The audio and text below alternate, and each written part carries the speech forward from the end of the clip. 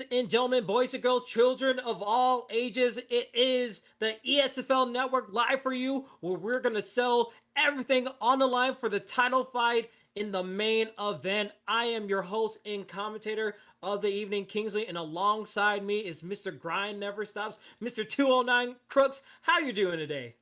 I'm doing good. I'm doing good. I'm really excited for these fights tonight, man. I can't wait to see what these guys give us to be able to talk about.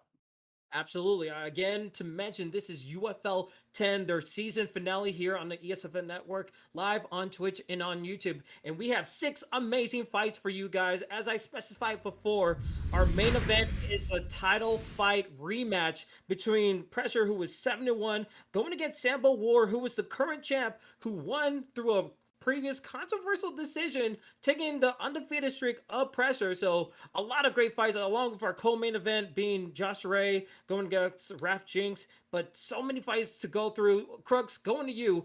What fight are you looking forward to the most? Of course, I'm looking forward to that main event. They had a very, very close fight in their last fight, so that means this fight is going to be even better because we're going to be able to see what adjustments they were able to make, and we're going to see how well they're able to implement their new game plans. But I'm also looking forward to Moolah XIV versus Karch DYT. Karch used to be a former ESFL player, so he's trying to make his way back up to the big stage, but he's going up against a young and hungry contender in Moolah. So I'm looking forward to that fight, as well as EWB Top Dog and D Rip Savage. That fight looks like it's gonna be a barn burner of a fight. So I'm really looking forward to every single fight on this cards, but those are just a few that really stand out to me, Kingsley. Yeah, absolutely. None of these fights look like they're going to disappoint. There's going to be a lot of fireworks, so I hope you guys in the chat are excited to see how these fights go as we are getting ready with our first fight of the night, ladies and gentlemen. It will be Velocity going against Brady. And when you look at the scouting report, Crooks, this fight looks like it's a great way to start things out. Yeah, it does. I'm trying to pull it. I'm trying to read. I can't really see what these fighters are. It's Brady versus Velocity. So Velocity, right? yeah, helping out And with that, Velocity is a late minute replacement. He's a former UFL champion from season one. Well, Brady, 6-1, he's on a win streak and he's hungry to have a UFC league entry. So, Crooks, you have to think he's willing to put on the show here. yeah, both of these guys are really fighting for their positions here. So it's I mean, it's win or go home at this point. I mean, loser is gonna feel terrible about themselves after this fight. So we're gonna see which one really wants it a little bit more. And as you see, the Leon Edwards versus Gilbert Burns pick, Leon Edwards with the buff that he got has gotten a lot better. You can't just hit him with leg kicks and make him switch stance anymore. But Gilbert Burns is very good on the ground. So this is a classic grappler versus striker matchup here.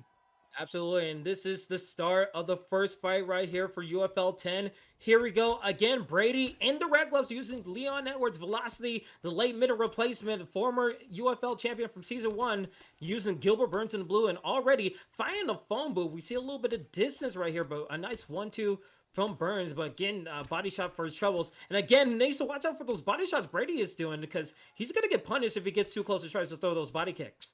Yeah, he is. He's gonna get caught in the vulnerability spots of those body kicks. But this is just pocket fighting 101. He Oh, blocks him with a good left hook, gets him in the tie clinch here. He's trying to hit off those good shots to the body. They release, but Brady's looking real good right now. He's applying some very good pressure. He's not letting his opponent get off the cage here. He's cracking him with the block breaking combinations as well. Uh, Overall, it's looking like it might go Brady's way unless Velocity does something like that and really gains Brady's respect in the pocket. yeah, we see Brady coming out like a tsunami, knocking down his opponent once again. Just put on the ongoing pressure, having his opponents back to the cage. Velocity trying to fight back, but he can't because he gets hit with a rock, avoiding those two uppercuts. Again, Brady smelling blood in the water, just attacking the body in the head, and it's all over. Brady continue his winning streak into 7-1, and that's how you want to start off a fight card, ladies and gentlemen. Crooks, your thoughts, man? Man, that was just a dominant performance from start to finish. I mean, Brady went out there and said, "You know what? I'm gonna put it on you. This is gonna be light work for me. I'm gonna put it on you. I'm gonna make you wilt underneath my pressure." And he just went out there and did it. I mean, it was absolutely crazy. A beautiful performance by Brady. Velocity, you have a little bit to learn from, man. In that fight, it kind of spiraled away from you, but I know you'll be back and you'll do your thing again in the UFL soon. Yeah, absolutely. And when you have to think about what Velocity had to deal with, a late minute replacement, and just dealing with that ongoing pressure, it's kind of difficult when you're the first fight and have to deal with that pressure. Going from you with your expertise, how would you try to combat that kind of pressure that you see another opponent doing? It's real tough. I mean, there's no other feeling like it. You get your pre-fight nerves going, but when you get in there, you just got to understand you're locking it in with the person. It's just you and that person, um, and you just got to implement a game plan and then try to adjust as you go in there. But I agree with you. It could have been maybe that he just had a little bit of nerves and it just got away from him. But that's something that you can learn from. It's not something that you should give up on just because you had nerves. You just got to try to conquer it the best you can and go out there and realize that you're just gonna give it all you got. And if you win, you win, and if you lose, you lose. But you live to fight another day. Absolutely. You live to fight another day. But again, let's take nothing off of the table from Brady. Brady, amazing performance. And those are the performances that we're going to be looking for the ESFL, because we are looking at two more fighters like we've been doing in the previous affiliate league cards. We're going to bring two fighters at the end of this fight card into the ESFL. So if you see someone who you like is doing really well in this fight card, they might have a chance to move up into the big main league of the ESFL. So we're going to be looking at that while we go into our second fight, ladies and gentlemen. Is going to be UFC Turkey going against Magical, actually, excuse me, it's going to be Moolah going against Cards D. And I know, Crooks, you were looking over through this fight. So on the scouting report, what got you excited about this next coming matchup? Well, this is a matchup of undefeated fighters. You have Moolah, who's sitting at 3-0. He's undefeated and he's looking to collect big name wins. And that's a great way to, that's a great mentality to have as he's going up against Cart D, who is a former ESFL roster member and he has improved training. So it looks like he's trying to make his way up to the big stage again. So Moolah versus Cart's undefeated streak. Who's going to get the W and who's going to get the L? I can't wait to see it. Yeah, I absolutely can't wait to see either. And also shout out to TMA Prezi with the raid to the ESFL network. We welcome all of you guys. You're in for one heck of a ESFL network card for UFL 10, their season finale, where our main event is going to be 4 fights away, but we're in the second fight, so you haven't missed much. So here we go. A nice little, we're seeing the same matchup. Gilbert Burns and Leon Edwards, a favorable choice in the welterweight division. As you see, Card using Leon Edwards in the blue, Moolah in the red. And so far, just somewhat of the same that we saw in the first fight. Both guys fighting with some hooks, with some punches. Nice level change from the Burns pick. But the pull uppercut landing very nicely. And you have to think, the slips are going to play a very heavy role in this fight right here, Crux. Yeah, they are. And what is going to play a big part in this fight as well is you see Moolah is planting as Cart is trying to enter the pocket. But look, there is the first takedown of the fight. Good up kick by Cart. But Cart needs to be real careful as he's throwing these moving forward combinations, because if he gets caught in vulnerability with a stationary combination, he will get put to sleep. Good takedown defense right there by Moolah. Oh, we're gonna hit the, oh, I thought he was gonna go for a turning takedown, but he's able to get that takedown. Now he needs to be real careful here in Gilbert Burns' guard, because he does have that rubber guard. Good denial right there, good posture up, goes immediately to half guard to escape the trouble. We're gonna see whose ground game is gonna prevail here in the last 3 minutes of this fight, Kingsley. Yeah, it's now a boxing match. It's mixed martial arts. You need to be very versatile when it comes to the ground game and the top game. And we have to see very much a patient situation from Carter, just going to a half guard position, not really choosing to land punches and bunches, just taking his time to work his way through, as he's already in side control here in halfway through the first round. And you have to think his opponent Moolah, he had somewhat of a good ability in the top game, but is he going to get out this after a submission attempt? He's looking pretty close. This might be a little bit scary here, Crooks. Yeah, the stamina is low on Gilbert Burns, but he's doing a good job. He's not being caught too much. He needs to be careful, because now it's coming down to desperation time. Even if Carter doesn't get the submission, he might end up in full mount. Yep, there it goes, the transition to full mount. He's going to end up in full mount with the same amount of stamina. He's going to try to posture up here, is what I would believe he does. He's going to try to rain that good ground and pound strikes that Leon Edwards has. Good job defending right there. Yeah. You need to be real careful here with Gilbert Burns on the ground, because Gilbert Burns does have such high level jiu-jitsu in real life. It really translates over to the game very, very well. Yeah, and the more punches that he's getting with a into half guard position, this is scoring him points in the judges' scorecard. So far with so much control in the ground game with those punches, especially with a submission attempt into side saddle right here with 40 seconds left. Card almost just has his round. He just needs to keep it up. It just not make a mistake right here as we're back into side control. Good little chess game for both opponents. Back in the half guard, and I feel like we're just going to be staying in this ground game for the rest of the round right here, Crooks. Yeah, I think so too. Carter has done a great job of neutralizing Gilbert Burns off the back skills. He denies that Kimura right there to not give him any points, and that's going to be the end of the round. But I mean, it's hard to go against giving Carter that round with how dominant he was on the ground. Yeah, and all what started was just nice couple of combinations that we're seeing on the replay here. We saw that takedown from the back of the cage, so it's going to be up to Moolah to just stay in the center of the octagon in the red gloves as a nice show of respect to Leon Evans. Oh, a nice catch of the kick, trying to go with a spinning back elbow, not really landing, but the pulled right hook landing from Carter, continuing on the momentum of the first round, but he's using a lot of stamina there. He needs to be a little bit careful with a flying knee too. He's being dangerous right here, Crooks. Yeah, he's going for broke. He's trying to get that spectacular knockout that'll vault him into the ESFL. I mean, he's really trying to put on a good show. He tried to pull counter, but it got hit out of it right there. But you see the pressure that Carter is putting on his opponent here. It's looking real nice. He's making him feel uncomfortable. Moolah is starting to feel the pressure of the moment, but he's doing a good job of responding back with 2-3 punch combinations. And even though, good takedown defense right there by Moolah as well. Moolah is starting to pick up in this round, starting to get his rhythm going as he gets hit with a takedown right there, unfortunately, Kingsley. Yeah, and already the same thing that we saw in the first round right here as a nice transition denial from Carter. Carter doing such a swell job being patient, not really forcing his opponent to make the right decisions. Moolah just so much down bad from the first round, and now in the same situation in the side control, and now into a side saddle. And look at this pressure, not even going for a strike here. He just wants to keep his opponent down because he knows he's technically ruining the round as long as he keeps control right here. Yeah, and he's just playing patient because if you try to take too much from Gilbert Burns, he'll just hit you with a reversal, and then you're really in trouble because his top game is so good in this game. Good get up right there by Moolah. Catches some knees to the legs there. He's able to get back to his feet, which was the best thing that was nice pull. But he gets hit with a pull counter. Now he's in a dangerous situation, gets knocked down, but it doesn't look like Karch is going to be able to get the finish right there. But he might have stolen this round depending on what happens in this last 2 minutes here, Kingsley. Yeah, it's just been a Carter wave of momentum with a nice pull. He tried to go for that pull again, but again, going for those body shots, he needs to be a little bit careful. He has some momentum, but could easily change in a moment. But right now, that straight landing, the left straight from Carter, knocks down his opponent, and now he's taking top position again in half guard. Just an amazing amount of striking on his opponent, and Moolah is just in dire straits, going for a rubber guard right here. This could be an opportunity as he gets a reversal, and now with 1 minute, Moolah needs to get on his horse.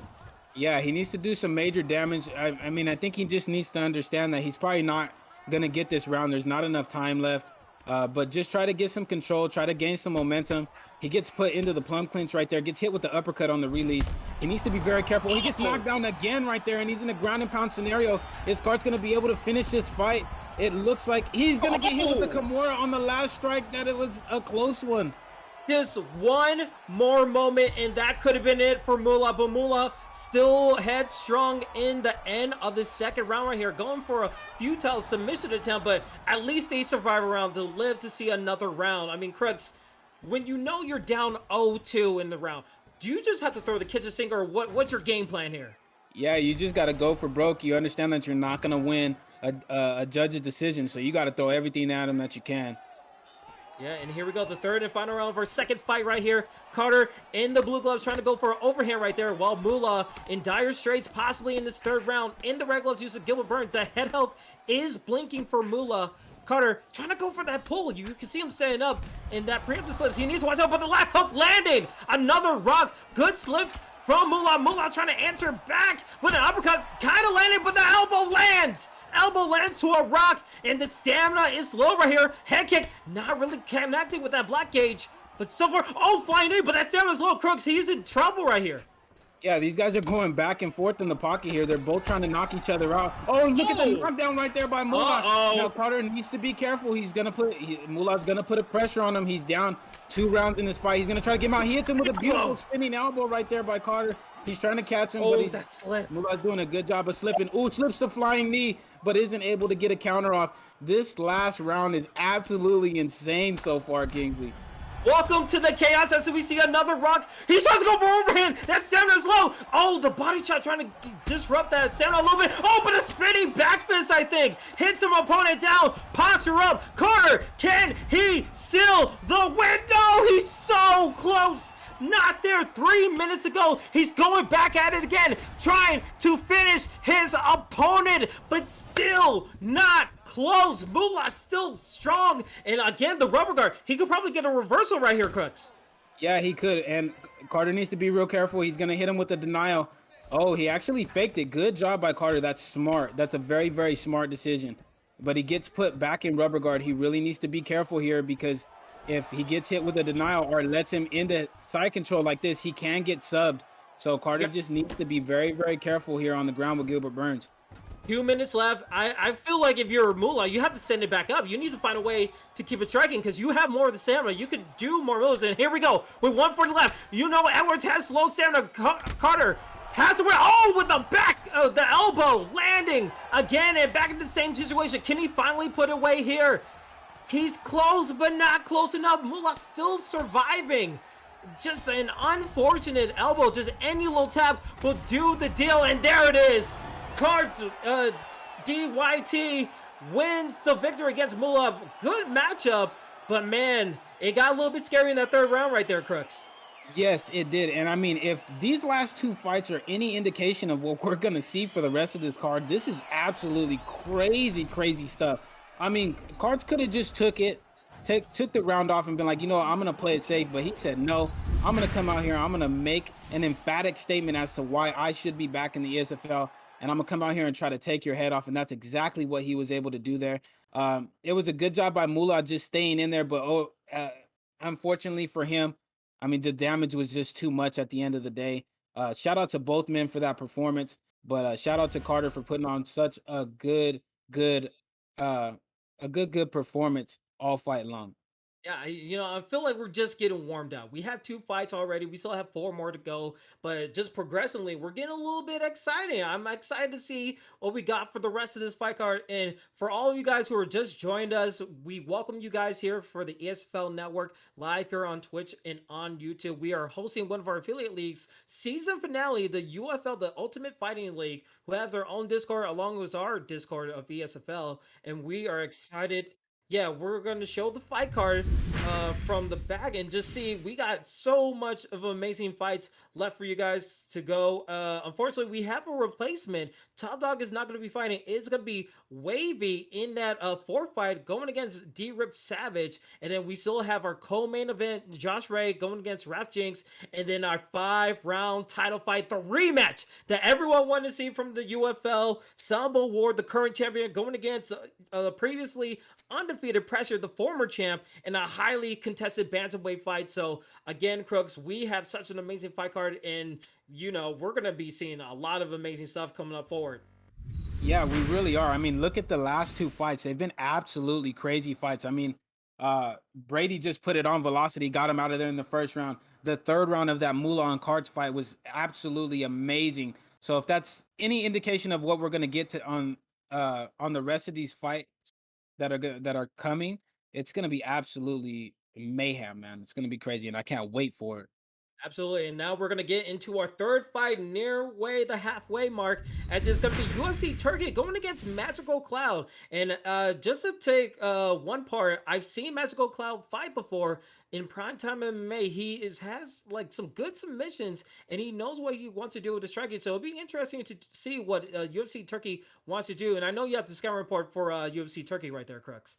Yeah, so UFC Turkey is 4-0. He's another undefeated fighter. He has yet to face some serious adversity, and he's hungry for the bout. And he's going up against Cloud, who is 6-2. He's on a solid winning streak, looking to score his shot to an ESFL fighting contract. So I mean, both of these guys are really going to be going for it. Like you said, it looks like Magical Cloud. You said Magical Cloud has good submissions. That Davidson Figueiredo pick is probably going to be the best pick for him in this flyweight weight class. And I mean, it looks like they might back out, but if they don't, it looks like Turkey is going to go with the Dillashaw pick. And that would be a very, very good counter pick because Dillashaw does have a good top game and he does have good Yeah, and submission defense stats. while we're waiting for this fight to get going, again, guys, we welcome you guys here to the ESFL. The ESFL Network is proud to represent all these affiliate leagues and give them just a platform to show their incredible fighters and get people into the ESFL because we are going to be taking 2 fighters from this fight card and put them to the ESFL. So definitely be looking out for that. And along with you guys being in the chat, especially on Twitch, we are going to have predictions. So be sure to use your channel points to figure out who you think is going to be winning the next kind of matchups. I know it's a very fun thing, very much an interactive, fun thing to see who you think is going to get your picks right. So, Crooks, how would you usually do with your channel points if you had to pick some of these fighters? I feel like I'm like usually 50-50. Yeah, I mean, it's, I mean, especially like fights in that last one, man, it really just goes 50-50. I mean, you kind of just have to pick based off of what you've seen before. So, I honestly couldn't give you any advice on channel point picks because I'm not good at them myself. Yeah, I would say the same thing. Like I say 50, but it's usually 30. Let's be honest. I lose a lot of channel points, like 1,000. But along with that, we also have our Discord. If you want to join our Discord and be a part of these kind of fights, you could join us on our ESFL Discord or even UFL Discords. And I feel like we are ready for our next fight. So let's get back to Magical Cloud versus UFC Turkey, and we'll talk about a little bit of that stuff later. And again, in the flyweight, as you said, Crooks, Magical Cloud, he's very good at submission. So Figueroa is going to be very good. But again, TJ Dillashaw, he's not going to boost in his stats since that last fight, but he's still a great fighter in this matchup. Yeah, he is. I mean, both of these guys are tremendous stand-up fighters. Both of them have good skills in terms of the grappling. TJ with his takedowns and his top game pressure. Figueiredo with his jiu-jitsu skills. So I mean, both of these guys match up very, very well, and it's gonna come down to basically whoever's skill is better is gonna win this fight. All right, and you can see they lock down their characters. This is a first ever matchup between these two competitors, so should be an exciting one to see as you again see Magical Cloud using Figueroa in the red gloves, excuse me, going against UFC Turkey in the blue. As we see our referee getting both competitors ready to go. A nice show of hey, I thought it was gonna be respect, but just hey, just hi, how you doing? It's our first time meeting. Look at us. Just fighting in the octagon. Here we go. Our third fight of UFL 10, the season finale for the ESFL Network. Let's see how it goes. And already hot and heavy with the combinations from Turkey. Trying to go for an overhand, a lead overhand to boot. But a nice combination with the uppercut landing. But Magical Clown trying to go for a head kick there. Yeah, and he whiffed. He needs to be real careful against about throwing those and whiffing them because TJ Dillashaw, if he comes back with that overhand, is going to do some major, major damage. But both of these guys are really just landing good combinations, trying to get each other's timing. Good combination right there by Turkey. They're both content with playing on the outside, but they are fighting in the pocket when need be. It looks like it's going to be a tit-for-tat fight here, Kingsley. Yeah, absolutely. And already a front kick trying to land. Turkey trying to go for these wild shots. It seems like we're going to be a little bit chaotic when it comes to it. Not really anyone I see trying to go for a takedown right here. And just the range between these two competitors. They're trying to back up like maybe 2 steps. They're trying to land, trying to get the perfect timing, but not to any avail. And right now, body shots, but a nice combination, landing a nice 4-piece combination from TJ Dillashaw.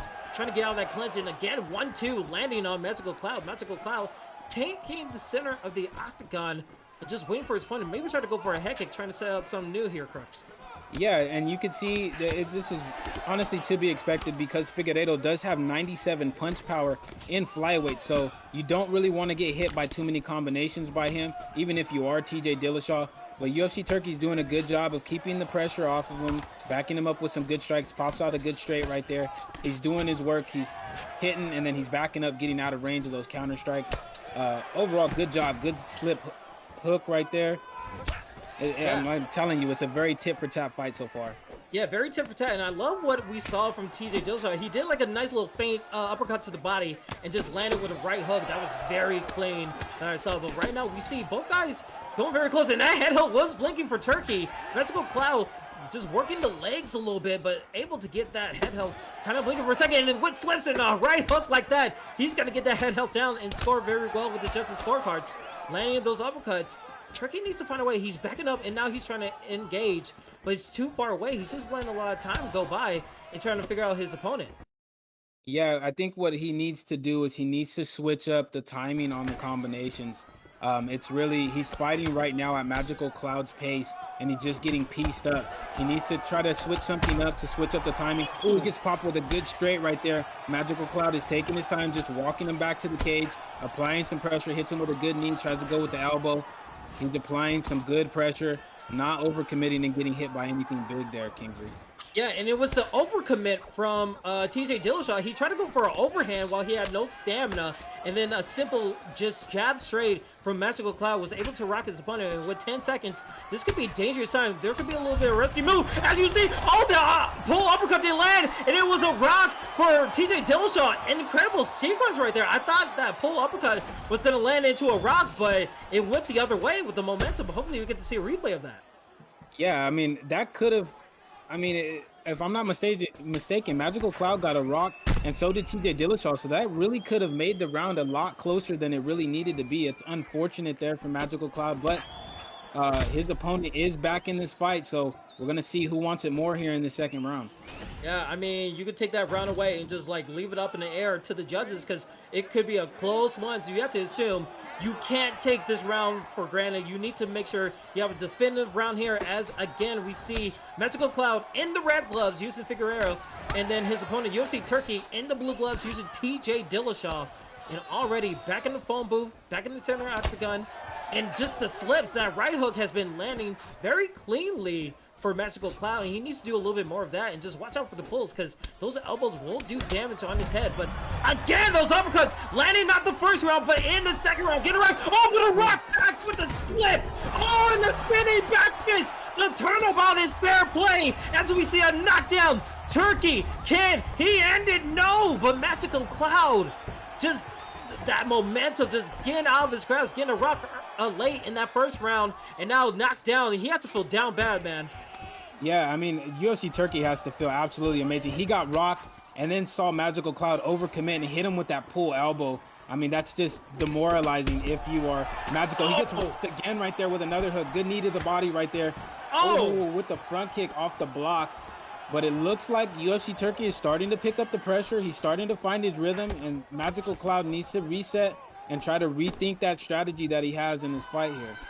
Yeah, it feels like the first round was a filling out process, and now these guys are really getting to the rhythm and their distance. I mean, the footsies have been impeccable as a front kick just kind of hits the head, but not really doing much. And a head kick landing into a jab, trying to set that straight from Turkey. But Turkey needs to watch out. He's going for these question mark kicks, and it's not really landing. Oh, but the pull. Oh, he's not in distance yet. And the right hook landing with the slip again.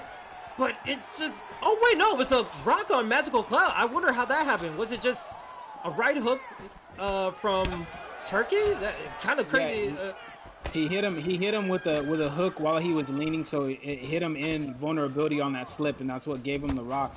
But it just seems like UFC Turkey, he overcommitted on overhand, was made to pay for it, gets a good body kick in as he backs up there, does Magical Cloud.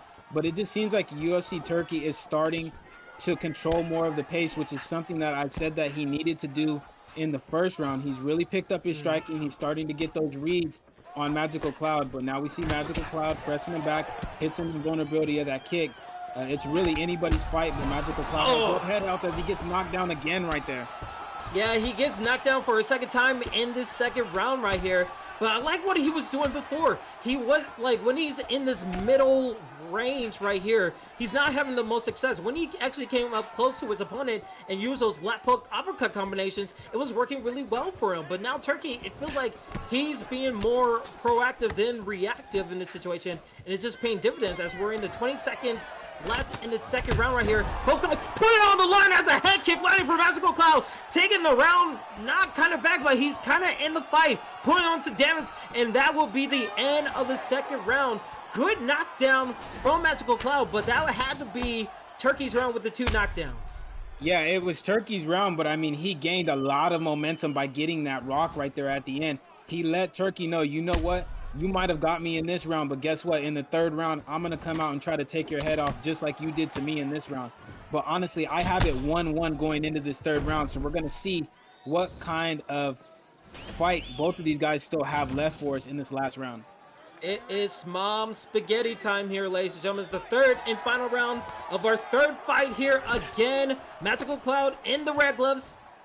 Using TJ Dillashaw is UFC Turkey. And already you see just not one person want to make a mistake. We saw lead overhands. We see question mark kicks. So we see head kicks.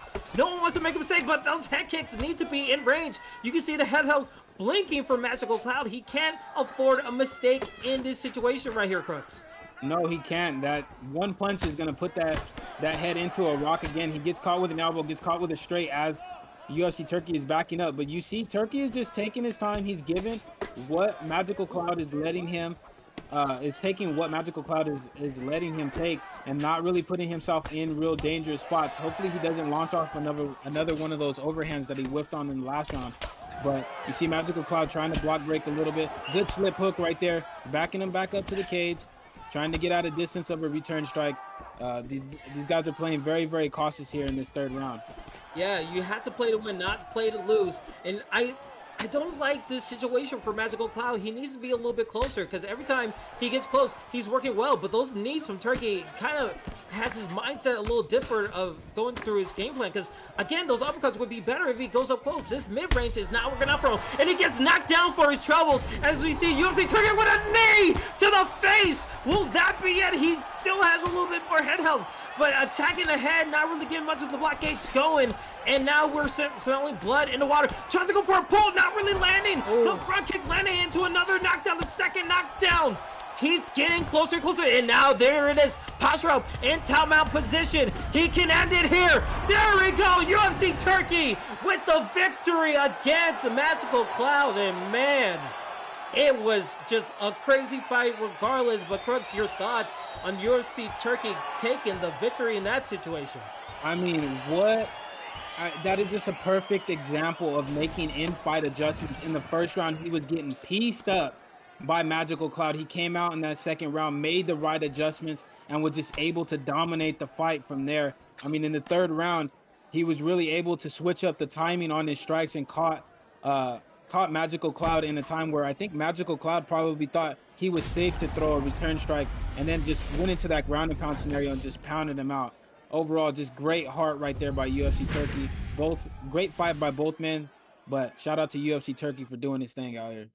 Yeah, absolutely. And a couple of things that we saw was just the overcommitment to a certain strike or just not really gauging the distance all that very well. Hopefully, when they go into the new season, they could just go in the lab and just work on that. I mean, there might have been a little bit of nerves or jitters in that situation, but it seems like it was a crazy fight regardless. So respect for both of those guys for putting the work and just having an amazing fight for us. Hopefully, we get to see them in the future. But man, Crooks, we're already halfway through this card. We still have one more fight before we go into the co-main and main event. So a lot of great things happening along the way. And it seems like both competitors are seemingly ready. It's going to be Wavy, who is a last minute replacement going against D-Rip Savage. And with the scout report, D-Rip Savage is looking to put on the show right here, Crooks. Yeah, D-Rip Savage is 4-1. He's burst onto the scene late in season 2, collecting some solid wins, and he's going up against the last-minute replacement in Wavy Like Jay. Now, personally, I have seen Wavy Like Jay in a lot of not only my streams, but Prioxis' streams, so he's trying to learn from the best in the business, and he's trying to showcase it here in his UFC, in this UFL fight. I mean, it's a very, very dangerous fight for D-Rip Savage going up against Wavy Like Jay. But it's gonna be a barn burner if it's gonna be a repeat of the last fights that we've had. Yeah, and this is actually our first fight. That's actually a mirror match. Robert Whitaker being the choice for both gentlemen. So it's not going to be about who has the better fighter. It's going to be all about the skills in this fourth fight right here. As we see the referee getting everybody ready to go. I hope you guys got your predictions out, ready to go, putting the channel points on the line to see who takes this fourth fight. And here we go, the fourth fight of UFL 10. Let's see how it goes. right here. And again, in the red gloves is Wavy like Jake, the light mineral replacement, going against D-Rip Savage in the blue and black trunks. And already, phone booth fighting, filling out process, a nice pull, not really going for an uppercut right there, just taking his time trying to get his opponent to play like a chess game, but an overhand landing on Wavy. Wavy doing a nice job with those elbows, and it seems like we're going to be seeing a little bit more technical kind of fighting right here, Crooks. Yeah, but you see what I like that Wavy like Jay is doing is he's working those legs. So when you pull counter or if they slip in a direction and you pop off that kick, you get major damage done. And he's going to try to force D-Rip Savage to fight in southpaw, which is a stance that maybe D-Rip isn't the best at fighting at. Good body rips right there by D-Rip Savage, drains that stamina down. But overall, it looks like that leg health is going to be a huge factor in this fight here. Yeah, and I don't think we've seen either person back away. They literally have been in each other's faces the whole time, center the octagon, just brawling and punching right now. Very interesting to see. Oh, we see someone backing up. Rip Savage seeing that block health get low, and the pull counters from Wavy. Wavy's trying to make a point right here that he's not just a late run replacement, that he belongs to be in his spot right here as he gets a nice 1-2. But Savage able to answer back. Oh, but a head kick landing from Wavy. Wavy getting the first rock of the fight, able to get a nice left hook as well. And so far, so good from Wavy. Yeah, it is. It's a great performance, but he gets hit with that overhand right there. Now he's in the clinch. He's going to get hit with the uppercut on the release, but luckily his head health was enough. Oh, he just popped with that front kick. D-Rip Savage said, you know what? I'm tired of this pocket fighting. I'm just going to go ahead and try to get you out of here. He tries to go with that side saddle throw, but it does not work. Good defense by Wavy like Jay. He comes out with a slip straight and is hammering that leg. Look, it's wow. Him down. He's in his full guard here. He's going for the ground and pound win. Is he going to be able to get it here? It's close. It's not going to happen. What a crazy sequence that we saw. We saw 2 rocks in favor of Savage, and Wavy just instantly comes back with a nice knockdown. It'd be hard to see who actually wins this round because we still have plenty of time to go. We're in the 120 mark of this first round right here, but again, a nice reversal from Savage. Savage doing some punches of his own, trying to get that block gauge low. He still has plenty of time to do another one, but goes into top mount position. It's up to Savage to go to a pass drop. He does it right here, and now Wavy kind of in trouble right here. He needs to not get into a pressure situation, but he just needs to hold on for dear life right here, Crux. Yeah, he needs to not eat any ground and pound if he can help it. He's doing a good job of getting out of that top mount, but he's allowing his opponent to posture up and rain down some good ground and pound strikes in on him, get that damage down. And even if it's only hitting the block, it's draining that block meter down as well. So he needs to be very careful in this situation here. But yeah, his opponent also needs to be careful not to get swept either. Yeah, and luckily that's the end of the first round for Whitaker in the red. Wavy had a good showing. Both guys had their moments. You can see in the replay right here. Tries to go for a pull and gets landed with an overhand to get the first knockdown, but there was rock downs back and forth. So let's see how this second round goes for both gentlemen right here. And again, in the red gloves and red trunks, it is Wavy like Jay, and then D-Rip Savage using the Whitaker in blue, and the black elbow landing with a pull, and that could be it, but so close. Wavy coming back, getting the momentum back again, and Crooks, you have to think, this is where he wants to be. Yeah, this is really where he wants to be, but he stands up. Now, I mean, he's just going to apply as much pressure as he can. Oh, that leg. D-Rip, I mean, if you're able to get up from this right here, as Wavy like Jay lets him get up, he needs to switch stance into that southpaw, shoots for the double leg, but it's denied by Wavy like Jay. I mean, it's just starting to go in Wavy like Jay's corner more and more heavy as this round goes along. Yeah, and it's not only that he has to worry about the head health and the rocks. He needs to watch out for the legs. The legs is so hurt. I'm surprised he's not going for a switch stance. That would count as a leg health event. And a knockdown again. He needs to switch his leg. He can't survive this, or at least check him. And there he goes. He needs to switch and just find his way to the fight. He's already down this round. He needs to find a way to just get some damage and probably get for a finish, because already he's down bad in the scorecards. Yeah, he really is. And that head health is blinking like a blinker when you get off the freeway. He needs to be very, very careful with these exchanges right here. But he's trying to apply a little bit of pressure on Wavy like Jay to keep himself in the fight. Good overhand right there. He almost got hit in the vulnerability of that kick, though. He needs to be very careful here. Yeah, and good rock again from Wavy. Wavy trying to end it. Oh, trying to go for a head kick. That could have worked with the black gauge. Who would have known? But a nice and now. Oh, but overhead landing. A savage trying to be a savage in the octagon, but not really landing. As a nice flip happening and a head kick landing for Wavy. Can he end the fight here? He can. Oh, it's a get up from Savage. Find new life. Entering back, but he needs to watch out for his legs right here, Crooks. Yeah, he shoots for that double leg. That's smart, but it's wisely Again. denied right there by Wavy like Jay. Oh, head kick, but he whiffs. He almost got hit on the counter right there. He needs to be real careful. Pull counter. Good job by Wavy. Like, oh, my head kick.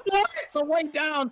That's just The hit absolutely detection nasty. does not lie, as we see Wavy, a late minute replacement, said, put some respect on my name and gets the victory over D-Rip Savage.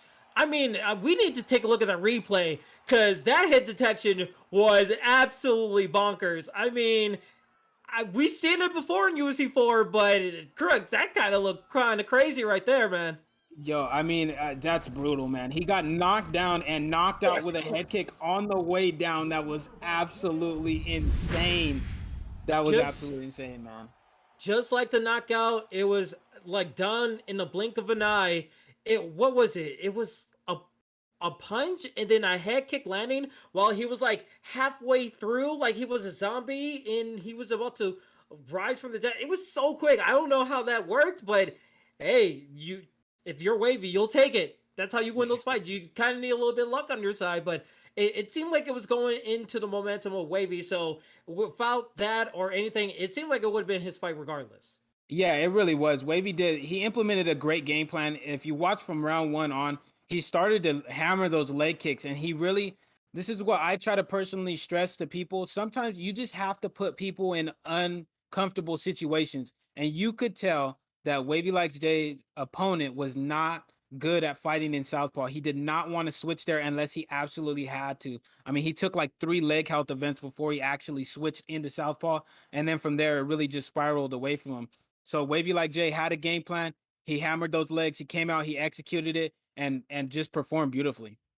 Absolutely. And kudos for both of those competitors for fighting in that fight. It's always an awesome pleasure to see high level competitors fight in these kind of cards. And speaking of high level competitors, we still have a card tomorrow, which is the finale of the UFC Summer League in esports. I mean, Crooks, when you look at this Grand Prix that's happening tomorrow, unfortunately, due to circumstances, you're not going to be a part of it. But when you look at the bracket, I mean, you have to be excited about what's going to be happening in the competitive esports community that is ESFL and UFC.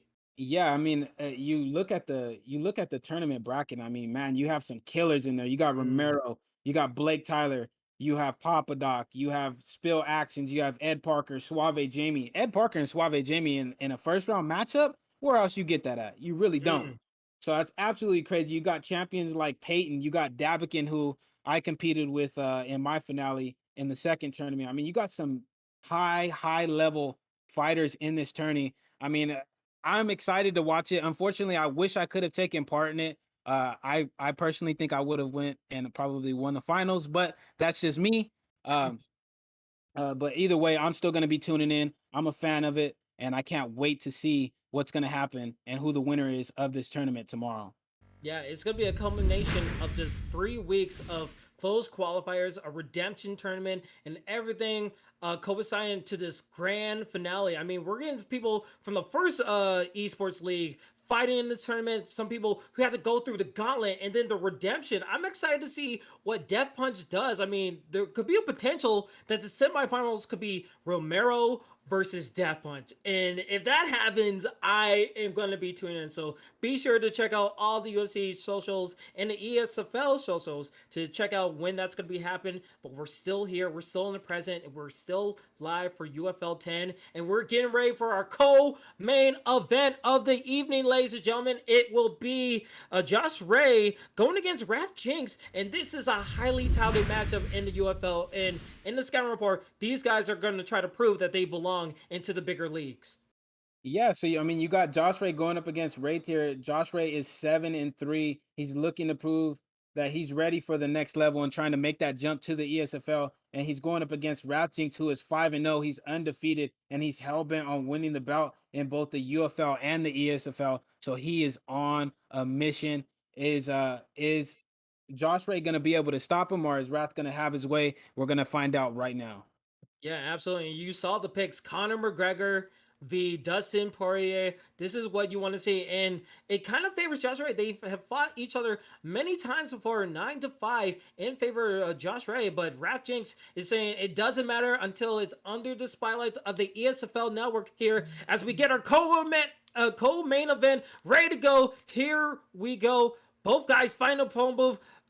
Josh Ray in the blue gloves using Dustin Poirier, Raf Jinx using Conor McGregor. And you know, with Conor McGregor, you have to watch out for the left straight and the uppercuts and combinations as it's working. I'm wondering if we're going to see a leg kick from one of these gentlemen to try to get a leg kick TKO. But already, we're just seeing punches and bunches right here. Yeah, and Wrath is doing a good job of popping off the combinations as Josh Ray is coming in. Josh Ray would be wise to pop off those calf kicks because it did get a buff on Dustin Poirier. But Dustin actually got really, really good buffs. He matches the speed of Conor McGregor and matches the power as well. It's a very, very equally good fight, except for if it was to go to the ground. So if I'm Josh Ray and I get in any trouble in this fight, I'm going to try to take it to the ground as fast as I can. Yeah, but already we're just seeing a non-stop stand-up brawl from both competitors as nice combinations are landing from just but an elbow with the nice pull. That's just been the move of the fight card that we've been seeing in Josh Ray. Josh Ray's doing such a good job, and he already has a knockdown, so that will look well in the judges' scorecards. Now it's up to Raf Jinx to come back with an answer. He almost had an answer right there, but again, get some punches for his troubles. And so far, Crooks, you have to think, Rap Jinx, what does he have to do to come back? Because right now he's getting some combinations, but the trades aren't going in his favor. Well, he needs to switch up the timing. It looks like Josh Ray has gotten the timing on him. You see him catching him with a lot of good jabs and straights and hooks as Wrath is trying to enter the pocket. He needs to be very careful. Maybe throw a front kick out to the body to interrupt that timing. Ooh. Good slip hook right there. Hits him with a good straight, but catches an elbow. This is a very, very fast-paced pocket fight we're having here, Kingsley. Yeah, absolutely. And you can see we saw Josh Ray put his opponents back to the cage, and now it's up to Rap Jinx. Can he have a defensive shell and try to get out of the situation? He's trying to fight, and that stamina is low. And you can see Josh Ray, he's trying to pressure up his opponent, but not really doing much, not able to capitalize as we're back to the center of the octagon with 1:30 left in the first round for co-main. Landing after the catch leg, but he needs to watch out. He can't get too overzealous. He needs to watch out for his stamina because McGregor is still dangerous in this kind of situations. But a nice straight, the left straight landing, the body getting hurt. Josh Ray on his rhythm right now. Yeah, he's making the right read. He catches him with another good straight right there. Wrath needs to be careful. That body health is starting to slowly but surely drain. Josh Ray's starting to fire off those kicks and the body punches that are going down to try to we see try to with get 40 those seconds blocks left, we see Josh Ray. But again, he has to be careful. If he lost a lot of stamina there, that pull uppercut would have hurt so badly. And the front kick landing, he's getting some nice damage with 20 seconds left. But a knockdown again. Josh Ray doing such a nice job right here. And man, with 10 seconds, it could have been all his round. Yeah, I think it is all his round. I mean, he's been absolutely spot on with his reads. Good ground and pound there to finish out the round. I mean, how can you not call that round for Josh Ray here, Kingsley? You can't. I mean, look at the replay. You saw that catch in the knee, landing for a rock in so many knockdowns. It's up to Rap Jinx. Can he find a way to come back in this and find a way to at least get a knockdown or get some damage? He got some good moments, but we'll see how it goes as we see Rap Jinx. But the body will crumble for Rap Jinx, and Rap Jinx is already down. Can he finish the fight? Going for armor right here. The submission on McGregor. And this is kind of a smart decision right here. McGregor does have the best submission defense right here, Crooks. Yeah, he really doesn't. And his head health was all the way recovered. So good job by Josh Ray to have the awareness to go for the armbar here. Now it's very, very close, but it looks like Wrath might get out here. His bar is starting to fill up I don't a little know. bit faster. But look at We've that seen bar. some crazier things. That submit bar is getting closer and closer. Josh Ray, he's trying to put away his opponent. He needs to not feel the pressure. Wavy, it's so close. He got out. He just escapes Rap Jinx by the skin of his teeth, able to get out that submission. And my goodness, he has to count his lucky stars right there, Crooks.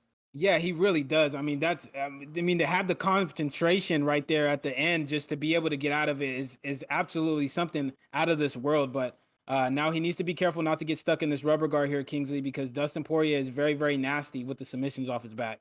Yeah, and oh, he's gonna provide to go to the stand-up right here with the halfway mark. Oh, those pulls, they are always deadly. Goes for a knee again, and he learned he's not gonna get a second attempt at that. And now it's up to Raph. Can he find a way? He gets a rock! He gets a rock! He's flipping the script, but he's using a lot of stamina, and that will lead to another rock.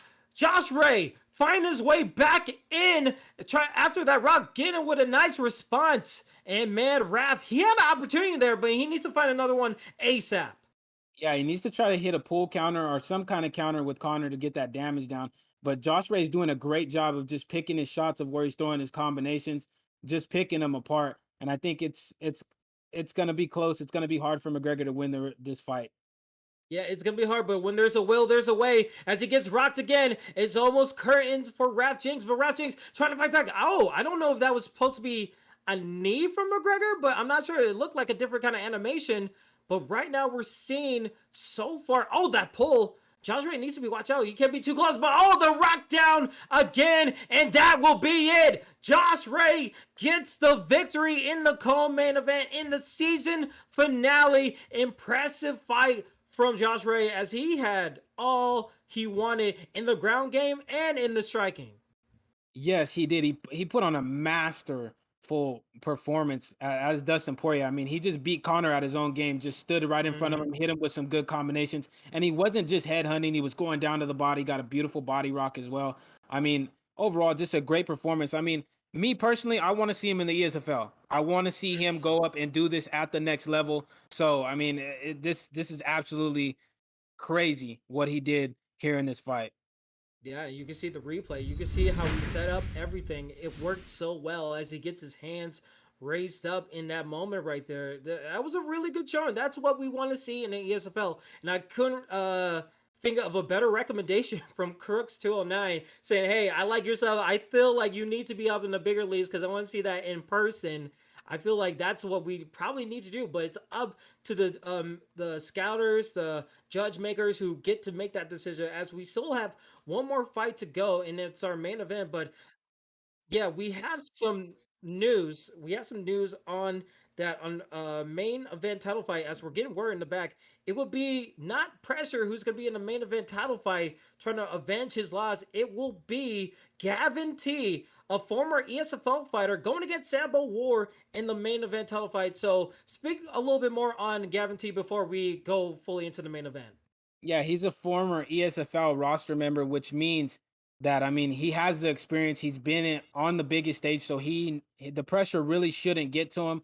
But he's going up against Sambo War, who is a veteran himself. I mean, I've faced this guy on ranked championships on PlayStation. The guy is very, very good. He knows what he's doing, and he's able to put together a game plan and really just go out and execute it. So I think this is still, even though unfortunately we don't get to see Pressure due to unforeseen circumstances, we still do get an amazing fight between Gavin and Sambo here.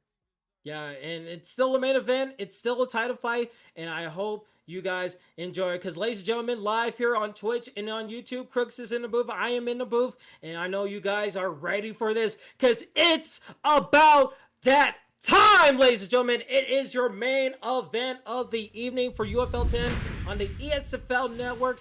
Again, as I said, Sambo Ward, the UFL champion, 10-2 in the bantamweight, putting his title on the line against an unprecedented opponent, the former ESFL fighter, and Gavin T. And it looks like he's scrolling around Peter Yan, but it could be anybody's choice. We saw Rob Font being used by the champion in his last title fight, and now he's going against a Peter Yan. Do you like the Rob Font pick against Peter Yan here, Crooks? Oh, I absolutely love it. With the buff that Rob Font got back about 2-3 patches ago, makes him a very, very viable offensive fighter against a Piotr Yan. I mean, this is just, he has solid boxing, level 5 boxing combinations, hits hard. The length is going to give Piotr Yan a problem, but we all know Piotr Yan is Piotr Yan. He's one of the most OP'd guys in this game. So it's going to be tit for tat here on the feet.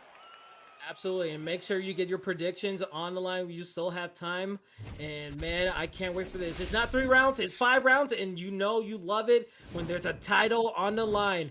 And here we go. Let's see if we could get our referee to get things going. I can't even wait. I'm excited for this matchup already. As you see, Gavin T in the red gloves, the champ in the blue using Rob Font. Here we go, ladies and gentlemen. It is your main event. A nice show of respect. And now we're going to let the hands fly. And right now we're seeing some good body shots. Oh, good combinations from Gavin T. Gavin T just being a little bit more patient. He's waiting for his opponent to come in. Being a little bit of a Venus flytrap right here. But again, we know Sambo, he lost put on pressure. And already the champ is on the ropes. A huge rock from Gavin T from the get-go. And this is not what the champ wanted in momentum. This isn't what he wanted at all. That's a great start off by Gavin T here. Be careful not to get hit by any of those elbows, but he's putting on good pressure on Sambo here. Sambo's trying to crack those legs to get that leg count down, but it's not doing too much damage right now. It looks like Gavin T is looking to come to war. Yeah, he's looking to come to war, and you have to think, even though he's a last-minute replacement for this title fight, he had to look over the tapes of his opponent, because right now he's doing so well, and he knows the pull elbows are going to be in the arsenal of Sambo War. That's his favorite move from his last title defense, and right now, you see the knees, he's trying to work in some level changes, but the combination is going high and heavy from Gavin T. Do you like this game plan from Gavin T, just going very much pressure on his opponent, but using a lot of stamina here? Well, I mean, you kind of have to with the Piotr Jan against Rob Font. You do not want him to sit out and just hit you with strikes that you can't return against him. He's doing a good job of lowering that head health to significantly lower than Gavin's is.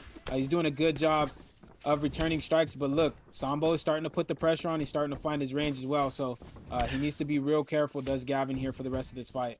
Yeah, and already just catch the leg and put his opponents back to the cage as he gets a nice judo throw on the champion right here. And so far, with 2 minutes ago, this is where he wants to be. I mean, if he's doing such an amazing job, just denying transitions, even though he gets put into a half guard, able to get some damage on his opponent, and just taking his time, going back to the side control, feeling safe in that position. I mean, Gavin T, he's acting like he wants his title right here in this first round. He's using a lot of these denials, and if you're Sambo, I mean, this is kind of tough sledding. You weren't expecting, I mean, you were thinking of, you're going to have to rematch with pressure. You study all this time against pressure. He knows he's not able to show up, and now you're already in a bad situation against your opponent. Yeah, this is probably the worst possible scenario for Sambo here. His head health is significantly lower, and that stamina is going down as well. Gavin looked like he was mentally prepared for this fight. He's bringing it to the champion, but we see Sambo trying to come back, but he gets cracked with a good lead hook right there, and he's in a rock state. He's able to recover, though. Oh, and the champ goes down for a knockdown. Can we see a new champ? Oh, good slip. Very much a good slip. He still has a chance, but man, a rock and a knockdown with 15 seconds to go. He's using a lot of stamina. Tries to go for that pull elbow again, but not able to land it. Gavin T on his horse, and that was just a solid round for the challenger right there. And Crooks, I mean, there's still 4 more rounds to go, but we could be closer and closer to the end. I mean, something's going to happen in the second round right here. Yeah, I think Gavin's just going to try to keep swarming him, and if he does, he's going to get Sambo out of there pretty fast. Sambo needs to change up his game plan and try to counter what he's being given right there by Gavin. Yeah, he finally lands the pull elbow as the champ does. And you can see the adaptability, the championship DNA, knowing that he needs to change something out, but he gets denied in the takedown. And a nice judo throw again from Gavin T. Gavin T doing such a nice job of just having his opponents back to the cage, knowing what he wants to do, just controlling the pace and just the movement of both of these fights. I mean, just such a good job so far. And we're not even 1 minute in the second round right here. Yeah, but he gets hit with that reversal there. Now, Rob Font is going to be on top. Rob Font does have good top game as well as good bottom control. So we're going to see Sambo here try to get in some damage, maybe try to get to the half guard or posture up.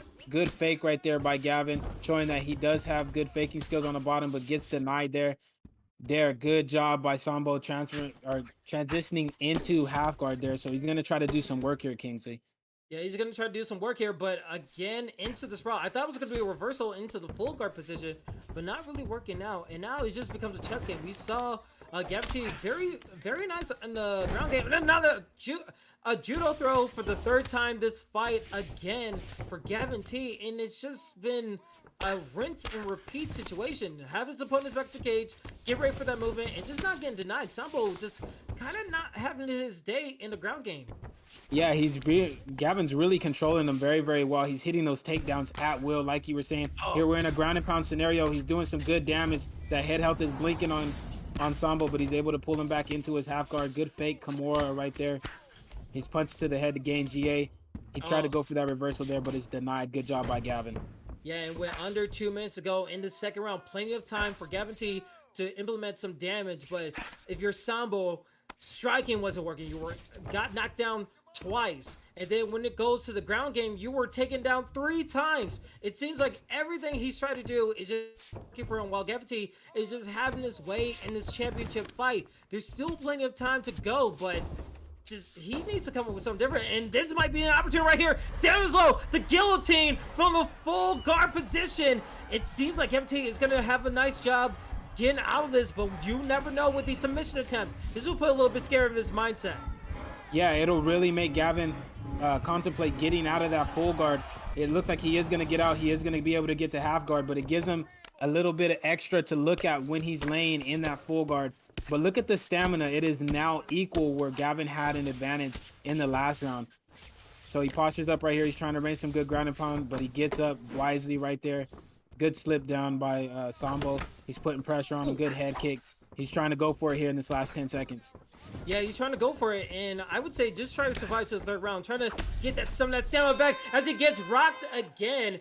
And I was going to say, Gavin T, he's using a lot of stamina. If Samba War can find a way to just weather the storm and find his championship head again, maybe possibly he could find his way back. But it's tough sliding as Gavin T in the third round in the red gloves is having his way. And now in the center of the octagon, gets the uppercut, landing for the third rock.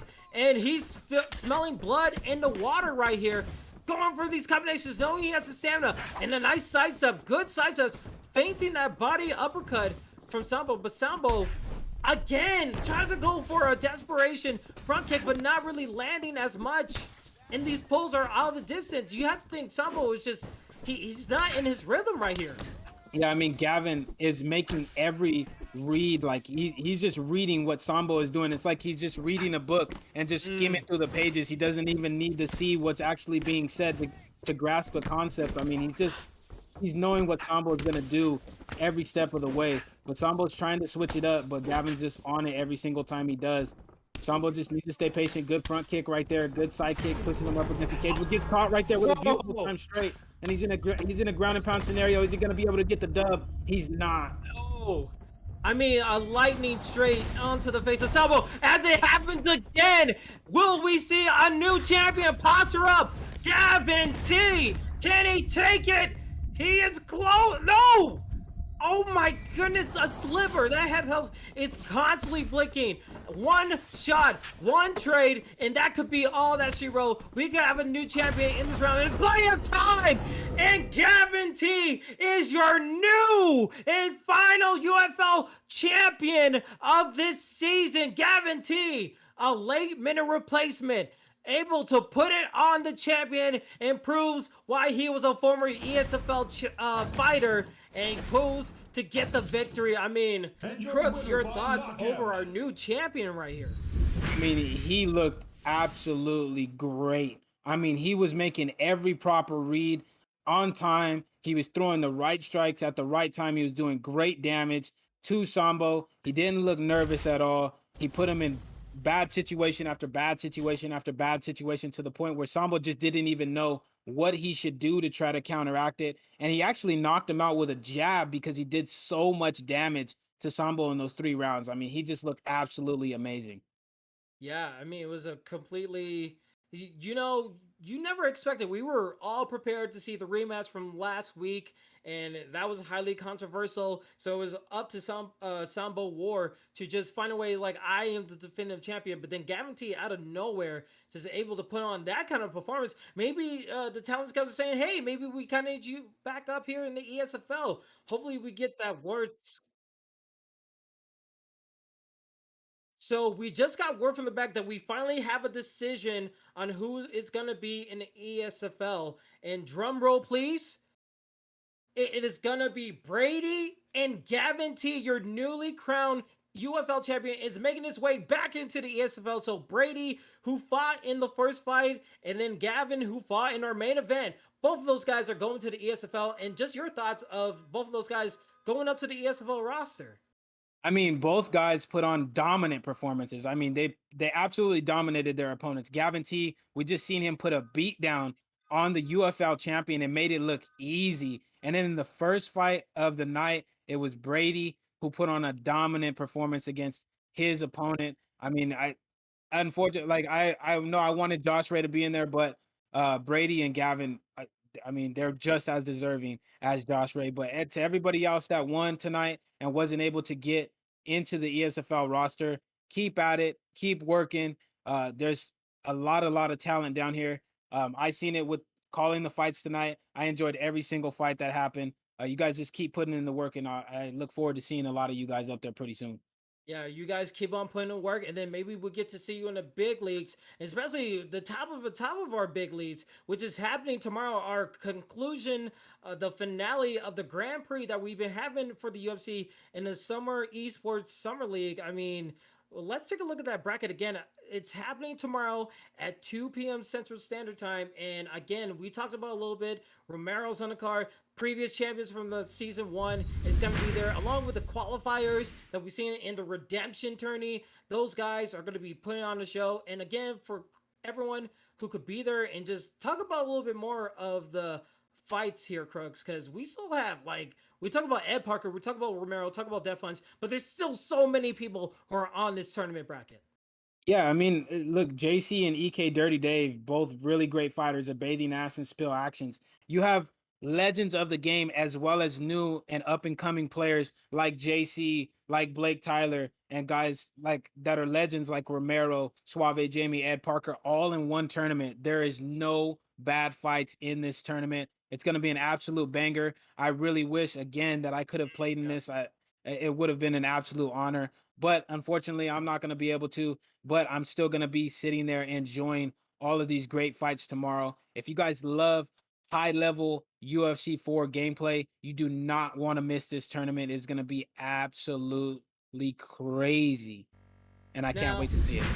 now, before we take our eyes off of the bracket, I have to get your thoughts. Since you're not going to be on the tournament, who do you think is going to be winning the finale of the Grand Prix? I mean, before I had to pull out, it was me. but But looking at the tournament, I mean, it's Suave, Jamie, and Romero. I mean, Romero has to be the betting favorite, right? I mean, he's one of the best players, if not the best player in the world right now. But I mean, you got sleepers like Papa Doc, you got sleepers like Peyton, you got new and up and coming guys like Spill Actions and Young Poe and JC, all of those guys, and Right. returning guys like Peyton that are all absolute amazing fighters. So I honestly couldn't tell you. I fought in pretty much every guy that's in the tournament, and I know that they're all amazing. So if you're asking me to make a pick, I honestly couldn't tell you, but I would probably go with Romero. Okay, so for my pick, I have two picks. I'm gonna vote with my head and with my heart. My head pick thinks it's gonna be Romero. I feel like he's putting in a lot of work. I feel like he's able to put a winning streak along and just remind people how good he is. But my heart is telling me I really want to see Punch wins this. So if he wins, I hope you guys clip this out because I'm calling it right here. Death Punch will win the Grand Prix tomorrow, and hopefully it's the biggest news story that we've ever seen in UFC esports community. I can't wait to see it. So clip it. If I'm wrong, just delete it. Delete it from everywhere. I don't want to see it. Don't add me or anything. Don't even look at my ad. Don't even do it. I'm looking at you. Don't do it. But that's for tomorrow. There's gonna be a lot of great fights. I can't wait to see it. But furthermore, what a great fight card that we had today. I am so happy that we get to call these affiliate league cards with Primetime MMA, UFL, IXC, and the new ones that we had, the ICF. I can't wait to see what they do in their new seasons, along with the ESFL coming along the way. The new season will be here in a bit. Hopefully next month we get a definitive day when we're gonna get that thing going. So be sure to be on the lookout on our socials, our Twitch, our YouTube to watch the VODs and everything that's gonna be up to date with the ESFL and all our affiliate leagues. But without further ado, Crooks, any last words for the people out there? Hey, as always, shout out to all the competitors that came out here and did their thing. I mean, whether you won or you lost, you came out here, you laid it on the line. I know how tough it is. I mean, I just came off of fighting in the esports tournament where, for the first time in my life, I was not nervous at all, and I was able to do very, very well. I know that the nerves can sometimes get to you, but you came out here, you whether you won or you lost, you gained a lot of experience, and you could carry that into the next season of the UFL. And to be honest, I can't wait to see all of you guys move up to the ESFL. So maybe you guys could be fighting me one day, and we could get it in and get a banger in on in a new ESFL season. But shout out to the staff members that make this possible, to the matchmakers that made all of these great fights tonight. And as always, shout out to you, Kingsley, for coming in and being in the booth with me. I always appreciate you and everything that you do, and I always like commentating with you as well. So shout out to you. Yeah, in 1080p too. So like there's no more jittering or any of that stuff. So I don't have to hear from you guys anymore. But that will be it for us, guys. Again, I have been Kingsley. You can follow Crooks on YouTube, Mr. Grind Never Stops on his Twitch, Twitter handle, and his YouTube channel. Be sure to subscribe on it. A lot of good content. But we will be seeing you guys next time. So for me, for Crooks, for everyone in the staff and the moderators, have a good one. We'll see you tomorrow for UFC Grand Prix, and we'll see you at the next fight night. Peace and love. We'll see you guys next time.